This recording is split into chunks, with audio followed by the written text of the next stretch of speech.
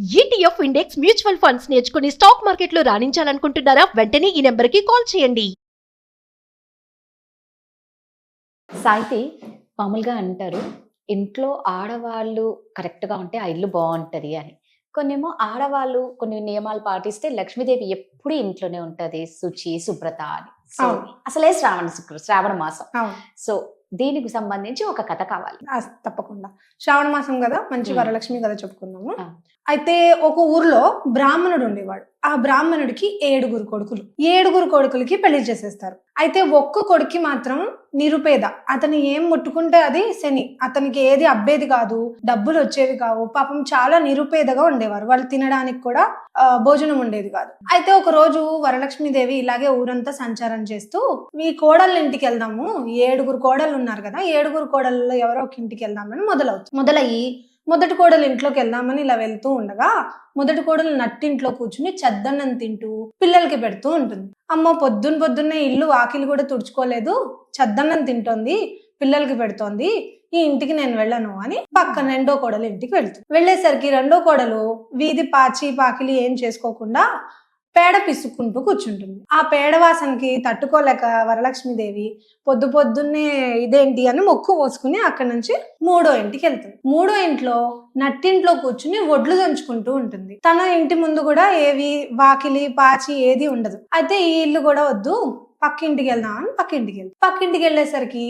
వాళ్ళు పొద్దున్నే నట్టింట్లో కూర్చుని తల దూకుంటూ నూనె రాసుకుంటూ పేరు చంపుకుంటూ ఉంటుంది. ఇదేంటి, అసలు ఇంట్లో కలే లేదు, పొద్దున్న ఇలా ఉంటారా, ఆడవాళ్ళు ఎలా ఉండాలి అని అక్కడికి కూడా నేను వెళ్ళానని పక్కింటికి వెళ్తుంది. పక్కింట్లో ఆవిడ పొద్దున్నే ఆవిడ తలంట పోసుకుంటూ పిల్లలకి తలంట పోస్తూ ఉంటుంది. ఇంటి బయట ముగ్గు అవి ఏమి ఉండవు. ఈ ఇంట్లో కూడా వెళ్ళను నేను అని చెప్పి మళ్ళీ ఆరో ఇంటికి వెళ్తుంది. ఆరో ఇంట్లో కూడా ఇలాగే ఏదో ఆవిడకి నచ్చని పని ఏదో చేస్తూ కనపడుతుంది. అయితే ఇది కూడా వద్దు అని ఏడో ఇంటికి వెళ్ళేసరికి ఆ ఏడో ఇల్లు నిరుపేద ఇల్లు. ఆ నిరుపేద కోడలు ఎవరైతే ఉంటుందో ఆ ఇల్లు. ఆ ఇంటి బయట చక్కగా పేడతో అలికి అందంగా ముగ్గేసి గడపకి పసుపు రాసి కుంకుమ పెట్టి కళకళలాడిపోతూ కనపడుతూ ఈ ఇల్లు ఏదో బాగుంది, ఈ ఇంట్లోకి వెళ్దామని అక్కడికి వెళ్తుండగా ఆ అమ్మాయి, ఆ నిరుపేద కోడలు ఎవరైతే ఉందో వాళ్ళ ఇంట్లో ఒకటే వస్త్రం ఉంటుంది. ఆమె తన వస్త్రాన్ని వాళ్ళ ఆయనకిచ్చి వెళ్లి భిక్షాటన, అప్పట్లో బ్రాహ్మణులు ఎడాపెడా సంచులేసుకుని భోజనం బియ్యం అవి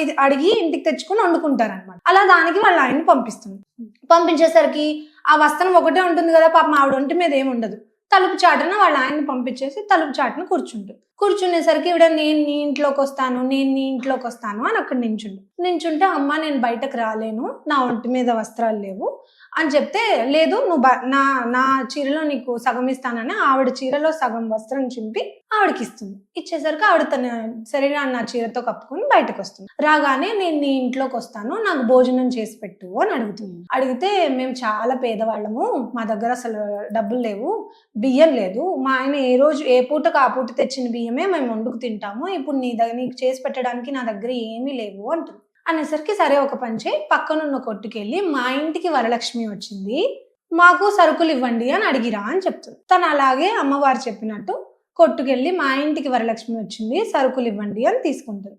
అలాగే నూనె, తైలం షాప్కి వెళ్ళి నూనె, బిందెలు, ఆ షాపులు ఉంటాయి కదా మన యుటెన్సిల్స్ అవి ఇచ్చేవి, అక్కడికి వెళ్ళి గిన్నెలు బిందెలు అవన్నీ తీసుకొచ్చి ఆవిడ అడిగినట్టే నవకాయ పిండి వంటలతో పంచపాక్ష పరవాణాలతో 4 పచ్చళ్ళు చక్కగా బోల్డ్ అంత వండి ఆవిడకి భోజనం పెట్టేసరికి ఆవిడ మనస్ఫూర్తిగా తృప్తిగా తిని కూర్చుంటుంది. ఇంతలో వాళ్ళ ఆయన ఎడాపెడా సంచిలు వేసుకుని ఈరోజు చాలా బియ్యం దొరికింది అని ఆనందంగా ఇంటికి వచ్చేసరికి అక్కడ అమ్మవారు ఖాళీగా ఉన్న డబ్బాలన్నీ నిండిపోయి కనిపిస్తాయి, అన్నిట్లోనూ సరుకులు ఉంటాయి.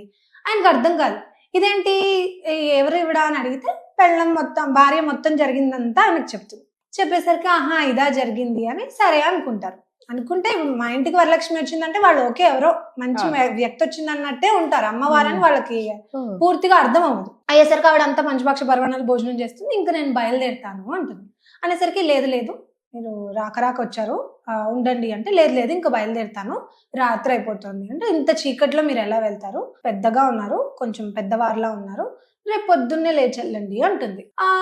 కొంచెం సేపు బతిమలాడించుకుంటుంది అమ్మవారు. తర్వాత సరే అని ఉండిపోతానని పడుకునేసరికి కరెక్ట్ గా ఒక అరగంట అయ్యాక ఆ అమ్మాయిని లేపి నాకు కొంచెం కడుపులో నొప్పిగా ఉంది, అలా వాకిల్లోకి వెళ్ళొస్తాను అంటుంది. అంటే ఇంత అర్ధరాత్రి వాకిల్లో వద్దు, పురుగు పుట్రా ఉంటుంది, ఎక్కడో మూల కూర్చో ఇంట్లోనే అంటుంది. అనేసరికి అమ్మవారు సరే ఈ అమ్మాయి చెప్పింది కదా అని ఇంట్లో మూల కూర్చుంటుంది. ఓ గంట అయ్యాక మళ్ళీ లేపుతుంది. లేపి మళ్ళీ నాకు కడుపులో నొప్పి వస్తుంది అంటే ఇంకో మూల కూర్చో అంటుంది. మళ్ళీ లేపుతుంది. అలా 4 సార్లు అమ్మవారు ఆ అమ్మాయిని లేపుతుంది. లేపేసరికి 4 సార్లు ఆ పేద కోడలు ఆ మూల కూర్చో ఈ మూల కూర్చో అంటే ఆవిడ 4 మూలలు రాత్రి కూర్చుంటుంది. కడుపు నొప్పిగా ఉంది. కూర్చునేసరికి పొద్దున్న లేచి అమ్మవారికి సాగనంపుదామని లేచి చూసేసరికి అమ్మవారు మాయమైపోతారు. మాయమైపోయేసరికి ఇల్లంతా వెతుక్కుంటుంది. అయ్యో అమ్మవారు ఎక్కడుంది అనుకుంటుంది, కనపడదు. కనపడకపోయేసరికి సరే వెళ్ళిపోయి ఉంటారు, పొద్దున్న లేచి వెళ్ళమన్నాను కదా వెళ్ళిపోయి ఉంటారు అనుకుని రోజులాగా ఇల్లు శుభ్రం చేద్దామని చీపురు చాటా పట్టుకుని వస్తుంది. వచ్చి ఆ చివరి ఆవిడ మూలను వెళ్ళమన్నాను కదా, కూర్చోమన్నాను కదా, తీద్దామని మూలకి వెళ్ళేసరికి 4 మూలల 4 బంగారు కుప్పలు ఉంటాయి. అదంతా బంగారం వరహాలుగా మారిపోతుంది. ఆ బంగారు కుప్పలన్నీ ఆ చాటలోకి ఎత్తుకుని వాళ్ళు దాన్ని జాగ్రత్త పరుచుకుంటారు. అప్పటి నుంచి వాళ్ళు సంపత్ శుక్రవారాల నోము చేసుకుంటారు. ఇది సంపత్ శుక్రవారాల నోము కదా.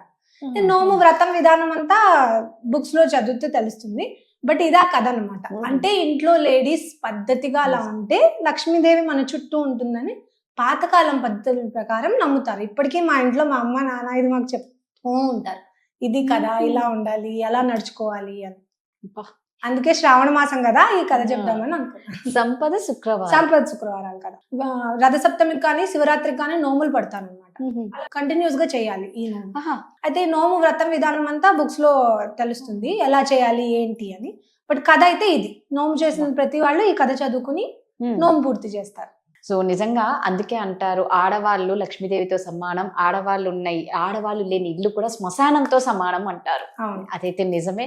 ఇక మనం ఎలా నీట్ గా ఉండి ఎలా ఇల్లును శుభ్రంగా ఉంచుకుంటే లక్ష్మీదేవి అంత చక్కగా మనతో ఉంటారు. సూపర్ గా ఉంది కథ సాయితి. Thank you.